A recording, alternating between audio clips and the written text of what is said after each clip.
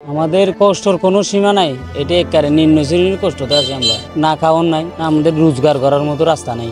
রোজগার করার মতো রাস্তা থাকতো মনে করো আমরা খাওয়ানো একটু শান্তি পেতাম। এখন রোজগার করারও রাস্তা নাই আমাদের, বা জেলেদেরকে জেলে বন্ধ, বা আমাদের এখানে মনে করেন যখন পর্যটক বন্ধ দিত তখন তলার দিয়ে কিছু মানুষ এখানে আইতো ঘোরাফেরা দেখার জন্য, আমাদেরকে দেখার জন্য আইতো এরা। আমাদের এখানে কোনো মহামারী কিছু নাই, তারা আমাদের আন্তরিকের কারণে এখানে আইতো। এখন এগুলোই আসতে দিচ্ছে না। এখন তো সব বেকার হয়ে গেছে, এলাকাতে কেউ ইনকাম করতে পারছে না। ইনকামের সোর্স মাত্র একটাই, জাহাজের যেটা ইনকাম সোর্স এটা একটাই।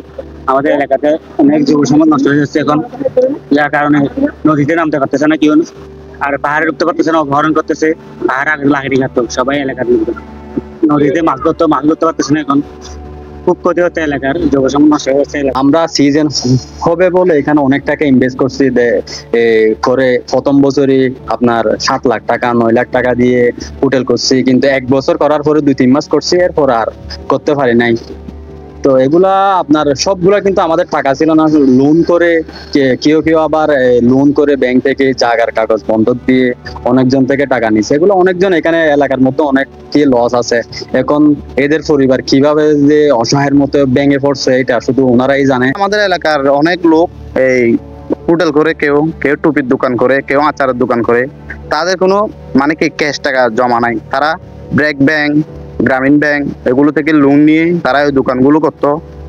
লোন নেওয়ার সময় মাঝখানে দোকানগুলো বন্ধ হয়ে গেছে জাহাজ না চালার কারণে, সেজন্য তারাই ভেঙে পড়ছে।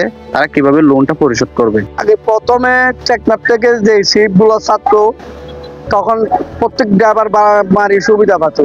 এখন সমস্ত গাড়ি এখন ভাড়া কমে গেছে। কক্সবাজার পর্যটক আছে, টেকনাফে আসে না, যে সেই জন্য ওই শিপগুলো যদি টেকনাফ থেকে যদি ছাড়া হতো, সমস্ত টেকনাফের মানে শ্রমিক যারা আছে ওরা খুব সুন্দর করে চলতে পারতো। এখন ভাড়া কমে গেছে, সেই জন্য ওরা ড্রাইভার জাতীয় এখন অভাবে পড়ে গেছে।